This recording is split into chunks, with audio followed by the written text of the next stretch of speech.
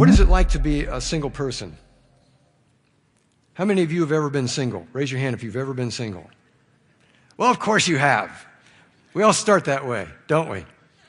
And for some people, that changes at different times than for other people. But we don't have many high school kids or middle school kids in here this morning, but we've got a variety of a lot of other people, different ages, different life situations. And so we're going to talk about being single this morning. Now, generally, we start using the term to describe someone as single when they get to marrying age, when you get to the age where you could be in college, maybe you're not in college, but to that age where you're not married. And so we begin referring to someone as being a single person. And lots of different reasons for that. Some just aren't married, and they're glad they're not married, and they don't intend to get married, and they're just fine being single people. Some people have been married, and because of the death of a spouse or because of divorce, they are single again. Some are single parents. That's a whole different situation, and not by choice, but sometimes that's how life goes, and that's a tough place to be single, or at least challenging, I'll say. Challenging. So, the Apostle Paul, in this letter that we're reading that he wrote to new Christians in Corinth, he talks to single people, and he talks to them as a single man, so he knows what he's talking about. And he says this, I say to the unmarried, he says, I say to the singles in this church in Corinth, and to widows, that it's good for them if they remain as I am. But if they do not have self-control, let them marry, for it's better to marry than to burn with passion. There he goes again for all those romantic reasons to get married. But there are endless debates as to whether Paul had ever been married or not. It really doesn't matter. I'm not going to get into all that. It doesn't matter because at this moment, as he's writing this letter, he is a single guy, for sure. And he is advocating for that. He's saying, there's a lot to be said for that. Only as the Lord has assigned to each one, as God has called each, in this manner let him walk, and so I direct in all the churches. Only as the Lord has assigned to each one. This could mean a couple of different things. Some people feel that God gifts people, gives them the inclination or the ability to be really good married people, or the ability to be really good single people, they're kind of wired up that way. Or it could be that it's saying that regardless of how you're wired up or what your inclinations are, God may be saying clearly to you, this is where you need to go, either married or not, and to be obedient to him. But the bigger point of all of this section that we're going to look at here and what Paul has to say, the much bigger point is that when God calls you to follow Christ, it doesn't matter what your status is, what your situation is. God can use you to serve him, and we should be involved in our commitment to him as Christian people, regardless of what the life situation is. And he goes through this long section as to, here's what you might have been, and some people may say, because you were this when you come to Christ, now you need to become this. He says, no, that's not the case at all. 2 verses sum that up. Verse 20, each man must remain in that condition in which he was called. Brethren, each one is to remain with God in that condition in which he was called. There are times when Christians will turn to other Christians, will turn to new Christians, and they'll say, oh, okay, now that you're a Christian, you can't be this anymore. Whatever it is that you are, you got to be this. Well, in that culture, in that time, some Jewish people who became Christians were saying to the Gentile people in the church in Corinth, saying, well, you got to become a Jew, then you can become a Christian. Other people were wrestling with the fact that they were slaves. Most people in that day were slaves. The early church was made up of a lot of people who were owned by other people. And there was maybe a thought among them that I can't be a slave and be dedicated to God. Somehow I got to get out of this situation. So it wasn't a statement on the goodness or badness of slavery, but Paul says you don't have to become anything than what you are to be committed to Christ and to serve him well. So even today he says that to us, when you come to Christ, you don't need to change anything about your present status, unless you're an illegal drug pusher, then yeah, you need to work on that one. But you don't need to change anything in order to right now follow Jesus in the best way. Now, concerning virgins, here's where he begins talking to single people. Now, concerning virgins, I have no command of the Lord, but I give an opinion as the one who by the mercy of God is trustworthy. I think then that it is good in view of the present distress, that it's good for a man to remain as he is. Now, he uses the term virgin. And in his culture, especially in his Jewish culture, and in his understanding, virgin equals single person, or single person equals virgin. That's the ideal, as he understood it. It's a good ideal. But that's not the point that he's making. He's not going off into sexual responsibility with his statement. What he's saying is, if you're a single person, my recommendation as a single guy who has some wisdom about such things, stay single. And the reason that he gives several reasons for that. He says, first of all, in view of the present distress. Well, what was the present distress? Well, first of all, it was a very poverty-stricken time. There wasn't a broad middle class of people who were doing pretty well. You had people who were very wealthy. This was a very small percentage of the population. And then you had a lot of people who lived in poverty and they were struggling with life. So it's hard to provide for yourself. Certainly it would be hard to provide for a family in that situation. Also, it was a time of persecution. Paul was the prime example of that. When he was in Corinth, he got arrested, brought to trial for being a Christian. Other places, he was beaten, he was jailed, he was stoned, he was left for dead. He had a rough life, all because he was a Christian. People hated him because he was a Christian. And so there were various hot spots like that around the Roman Empire. And so he's saying, if you're inclined as I am to be on the move and to be sharing Jesus with other people, it's a lot harder to do that, or there's a lot more things to consider if you have, if he's talking to men, if you have wife and children to be considered. It's one thing for you to be threatened with your life, but boy, it really ramps up the intensity when somebody threatens your wife and threatens your children. And so if you're single, you can move about freely and you don't have those kinds of concerns. Are you bound to a wife? Don't seek to be released. Are you released from a wife? Don't seek a wife. If you marry, you haven't sinned. It's good. It's okay to marry. And if a virgin marries, she hasn't sinned. Yet, such will have trouble in this life, and I'm trying to spare you. So, choosing singleness or marriage are equally good choices, he says. But marriage brings up some issues that single people don't have. More complications. He says, so I'm giving you fair warning on that. Because of the present distress, and the second reason that he gives, that it's advisable to stay single if you are, is because time is running out. He says, this I say, brethren, the time has been shortened so that from now on, those who have wives should be as though they had none. And then he goes on to some other statements. You've been functioning like this, but instead you need to function like this because the time has been shortened. The form of this world is passing away.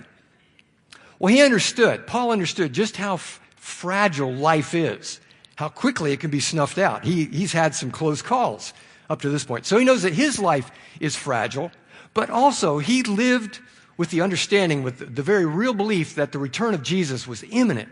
This could happen just any day. So he lived with an urgency.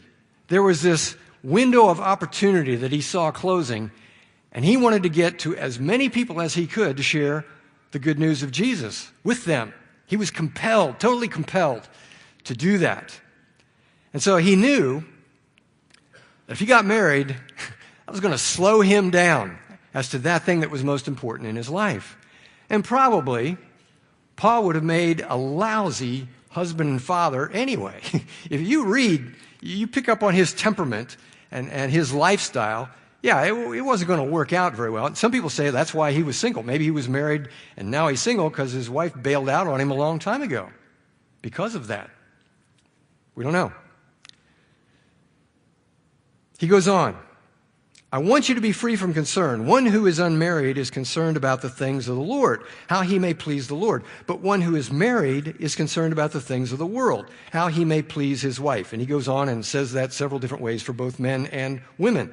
But he says, here's the upside of it. If you remain single, you can secure undistracted devotion to the Lord. A single person has a better chance, or maybe has more freedom to experience an undistracted devotion to the Lord. And that's bottom line for Paul. Everything else being equal, a Christian single person has fewer obstacles in the way when it comes to loving God and loving people and serving people. If they work that freedom to God's advantage. Now, Paul makes the assumption that everybody is like he is. That, wow, I've got all this freedom to go and do and live just as I feel God is compelling me to do. I don't have to consult anybody else. He assumes every single person would be like that. And they'd just be on the road for Jesus, no matter where they were. Well, last week, I talked to married people here in the first part of this chapter 7 of 1 Corinthians. But I said often, now single people, you listen into what I'm saying. Well, today I'm flipping it. Today I'm talking to single people. Or I'm talking on behalf of single people. And I'm going to ask you married people to listen in, okay? As far as being single here today where we live, the state of Ohio is actually a preferred destination for single people. I don't know exactly why that is, but that's just what the website said, so I'm going with it. Yeah, Ohio, good destination for singles. Now, many single people are from what you hear about endlessly these days. They are from the millennial generation. Now, not everybody, not every single is a millennial, but many of them are. Millennials are, and this is kind of a loose, moving target as to what exactly the demographic of this is, but I'll go with this one. It's those who are ages 14 to 36 in 2018. That's the millennial generation. And actually, they have overtaken us baby boomers. There's about 1 million more of them now than there are of us. Nobody's marketing to us baby boomers nearly as much as they are marketing to the millennials. This generation that's coming on, or is on, it's here, it's on the scene. Very large demographic, and it's estimated that 25% of millennials are not and will never be married. So when you're talking about singles, a large group of the singles we're talking about are millennials. We're talking about young singles who are not married. That's what a single is. All right, what are the best places for millennials in the city of Cincinnati? What are the destinations within our neighborhoods around us? And again, when you're talking millennials, you're talking about a lot of single people. Well, this website says that based on the number of millennial residents, job opportunities, access to bars, restaurants, and affordable housing, the number one destination for millennials in the city of Cincinnati is Columbia, Tusculum. Yeah, close by, not too far away from us. The neighborhood that is closest to us, that is a preferred destination, is Mount Washington. Comes in at number 16. Where do you think Anderson falls on the scope of top 50? Doesn't even show up. We don't make the top 50. Anderson or Batavia or Milford or Withamsville or Amelia or New Richmond. Nope, we don't show up. Nothing north or east of where this campus is located makes the top 50 as far as where millennials and therefore singles want to live. It's safe to say that Parkside Christian Church is a marriage and family-oriented church. And that's okay, all right? I'm not offering that as a criticism or a downside. That's a good thing. It's a reflection of our demographic. And yeah, we're all about young families and we're all about kids. We've got a vibrant children's ministry, a vibrant middle school and high school ministry, and we're going to continue to enhance that and make it the best that it can be and just dive in to being what the church needs to be to support families. Absolutely. That's a good thing, but it's a reflection of our demographic. We just don't have a lot of younger singles anyway who say, hey, let's all get together tonight and go to the IHOP on 5 Mile. We're not a destination. No, they head for town when it comes to that. They go, Clifton, Mount Lookout, North Side, and on it goes. So we need to understand that, first of all. But 25% of millennials are not married. 25% won't marry, and it'll probably be less so with Generation Z that's coming on. Why did they start at the very back of the alphabet? They ran out of letters. I don't know where they're going to go after Z. But, yeah, marriage has kind of fallen on, I guess you could say it's fallen on hard times within our culture, at least as far as married people are concerned. It's bothersome that all these people don't want to get married and don't plan to. So what do we do about that in the church? One thing that I'm becoming more sensitive to is that even though less people are getting married, culturally there is still a great expectation that everybody will get married, even that everybody should get married. That's especially strong among married people, and especially strong in the culture of the church. You notice even when that one picture that we had up there of Ohio, a good place for singles to come, what was the picture, the photograph that they showed up there? Somebody hooking up, a man and a woman having dinner together. Yeah, the assumption is that where singles gather, they're trying to find somebody so eventually they can get married. So how do I know so much about this? How do I know what the expectation of the culture in the church is? And how do I know how single people feel about that? Well, I don't exactly. So I asked them. Yeah, I did some polling with single people this week. And here's the questions that I asked them. What is life like for you? Given that this is kind of a marrying culture, and even within the church, it's kind of a marriage, family culture. What is life like for you as a single person in that environment? How do people respond to you? What do they say to you? What kind of questions do they ask? What kind of advice do they give or counsel as to how they think maybe life should be lived? What are the challenges of being single? What are the advantages? What are the upsides of being a single person? Well, they told me. So here's a little representation of some of what single people constantly hear within our culture today. All right, was that your family reunion? Do those kind of conversations ever happen? Yeah, single people, men and women, can feel a great deal of pressure that something's wrong if you're not dating somebody and if you aren't headed for matrimony. What's wrong with you? Here are some things, some presumptions not to make, married people, okay? Some things not to say to the single people in your life.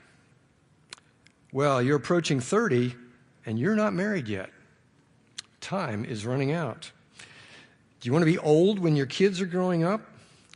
We want grandkids. Can you get after it? You're so pretty. You're so handsome. You're so, whatever the compliment is that's handed out. I can't believe that somebody hasn't snatched you up. Maybe the underlying statement is there must be something wrong that I'm not seeing. Why? What's wrong? What's the problem there? I can fix you up. There's this nice guy that I want to introduce you to, or this wonderful young woman. Have you tried this dating site? Farmersonly.com. It's fabulous. And on it goes. Well-meaning. So many things are said by well-meaning people that are not helpful, which is code for terribly annoying. Sometimes to imply that because you are who you are right now, where you stand, something's not right with you. And you need to change it according to what I think should be made right. And for a lot of people, that's you got to get married. It presumes that everyone should be married and needs to be married in order to be a complete person. That is God's highest ideal for everyone. Marriage and kids are not a guarantee. Biblically or otherwise. People often say that God has this special someone just for you waiting off somewhere in the future. Where is that a biblical promise?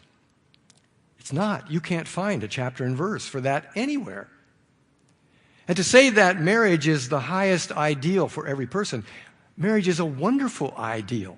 It's a wonderful ideal. But the highest ideal for every person is to know Jesus Christ as their Savior.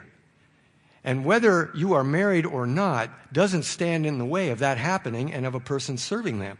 And if you want proof that marriage isn't the highest ideal, the pinnacle of human existence, well, we're reading it right here from the Apostle Paul in 1 Corinthians chapter 7.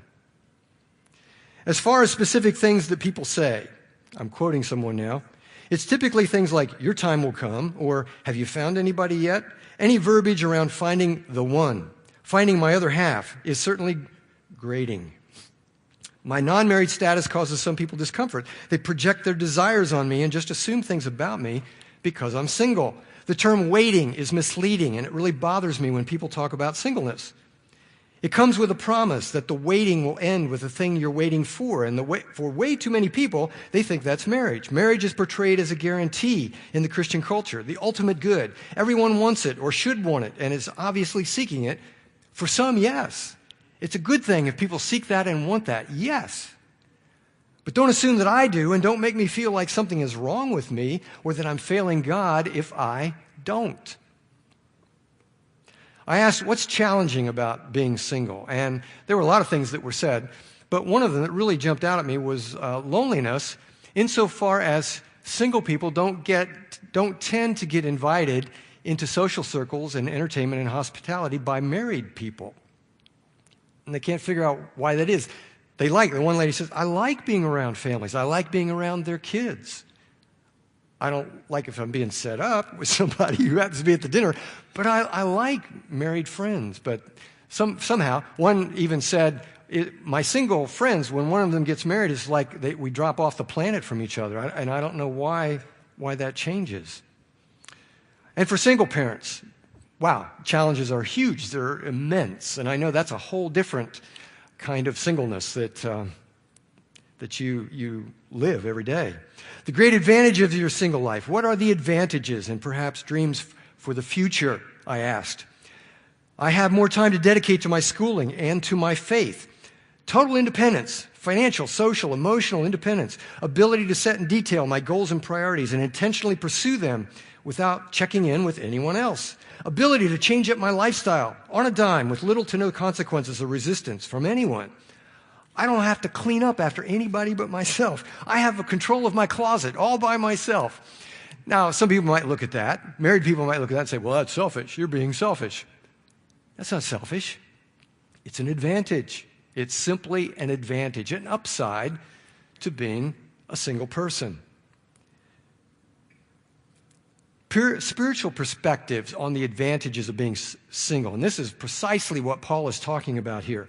And this was written by just a lovely 40-year-old single lady that I know. And she isn't talking idealism here of things that could happen. These are things that are going on in her life. She says you have freedom to take mission trips. Being single, you can go places where you can't take kids with you. Or you may not have the funds to go on a mission trip if you're paying a mortgage and if you're paying into a college fund for your children. We have distractions too, but being single, you do have more of an opportunity to have a quiet time with the Lord. I can give to God financially as freely as I decide to do that, and I have less financial objections, and there's nobody that I have to clear that with. I can be as generous as I want. There's more time and flexibility to serve when and how I choose. And again, I know, and all those upsides that I've just said, so much of that is not true for a single parent. I understand that, so I want to make sure you know that I understand that, and you're being included in this. Being single doesn't define me. I may be white, single, middle-aged, but those are outward descriptions. That's not who I am. I'm a child of God, and God has given me unique advantages in my present situation that I can leverage in His direction, and she's doing it. A wife is bound as long as her husband lives, but if her husband is dead, she is free to be married to whom she wishes, only in the Lord. He is so pastoral in the way he approaches things. But if he's dead, you're okay. You're good to go. But in my opinion, she's happier if she remains as she is. And I think that I also have the Spirit of God. Now, it is true that a lot of this is the opinion of a single man. This isn't a command from God, and Paul's trying to draw a distinction there. But he does have a pretty good inside track as an apostle. He's got a close walk with the Holy Spirit, and he's trying to give this church full of people that are very diverse, all over the place, giving them perspective on what should change to give contrast in a Christian's life, and what doesn't need to change in order to get on with following Christ as closely as we can. So what are the action items? What are the takeaways here this morning? Well, first of all, to speak like the Apostle Paul, to the married people I say, take the time to understand the single people that are in your circle of life. Don't make assumptions about them. Listen, what are their dreams? What are their goals in life? Certainly don't assume that it revolves entirely around being married someday. Don't assume anything. Don't ask a bunch of personal questions that, unless you know somebody really well, some things just aren't any of your business to be asking. Most single people don't come up to me, people that don't know me very well, and say, so how's your marriage going? Oh, I got a good counselor I could recommend. There's this website. No, for the most part, they don't do that. Well, we shouldn't turn around and do that to them either. Allow their private life to be private until they invite us in as a trusted and loving person who's going to deal well with whatever their dreams and goals and aspirations are, and it may be marriage. Show interest. Be sensitive. Affirm, encourage, support, pray. Include them in your circle of hospitality. Invite them to things, not to set them up with somebody just because you like them and love them. Include them. To the single people, I say, your status as a single person gives you advantages in life. It gives you advantages in the kingdom of God. Things that you can do, things that are true of you that you can leverage in God's direction that other people can't do. Married people can't do. That doesn't mean that being single is better than being married. I hope you don't hear me saying that.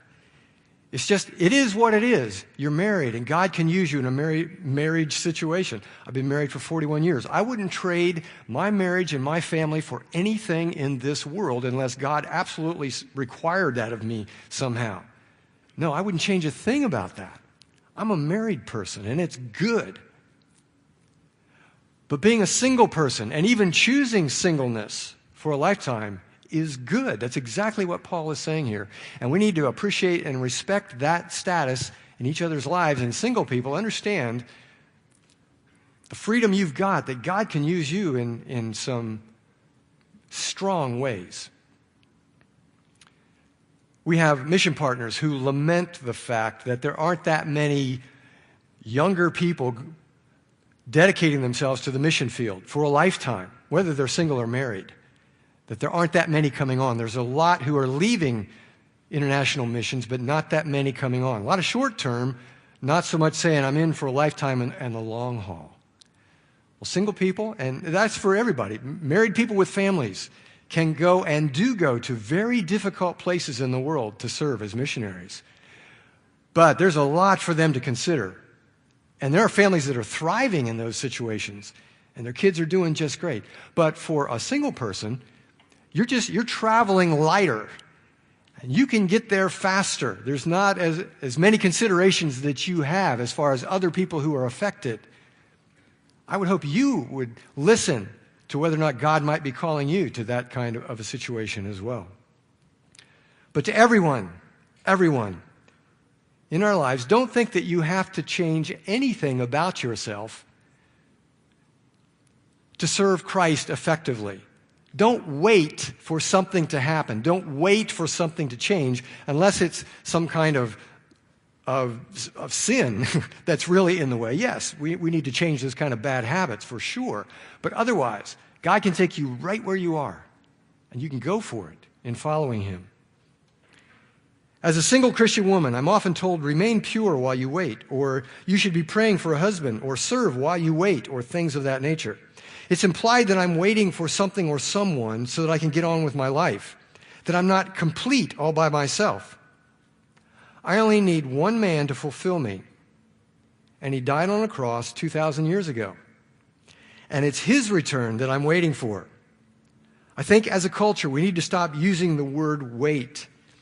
Don't wait for anything in order to live life abundantly for Jesus Christ. And overall, that is exactly what the Apostle Paul is saying to us this morning, what God is saying to us this morning. There are advantages and disadvantages to every life situation. We're called to love God, to love people, and to invite other people to live life in that same way. Are you married? Good. Do that. Be the best married person ever that loves God and loves people and invites others to do the same. Are you single? And you want to get married someday? Good. Keep that dream. That's a worthy goal in life. Marriage is a good thing. But don't let someday stop you from loving God and loving people now, today. Don't wait for anything. And if you're a single person and you're very content where you are and you have absolutely no dreams or goals to get married, good for you. Paul says, good for you. You are in a prime location to go for it today. You're not waiting for anything. And so let's do that together as the Parkside Christian Church. Let's be sensitive to each other in our life situations and be appreciative of all of our life situations and encourage and support and pray and serve God and love people and do everything we can to invite other people into that calling in life.